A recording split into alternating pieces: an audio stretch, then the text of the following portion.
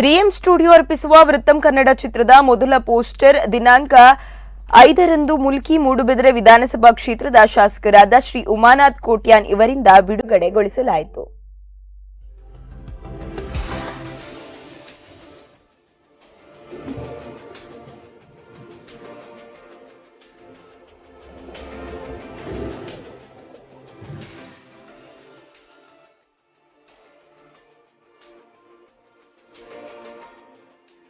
ನಮ್ಮ ಸಹೋದರರು ಎಲ್ಲ ಸೇರಿಕೊಂಡು ಒಂದು ಹೊಸ ಕನ್ನಡ ಮೂವಿಯನ್ನ ಚಿತ್ರವನ್ನ ತೆಗೆಯಬೇಕು ಅಂತ ಹೇಳಿಕೊಂಡು ಇವತ್ತದಕ್ಕೆ ಚಾಲನೆಯನ್ನ ಕೊಟ್ಟಿದ್ದೇವೆ.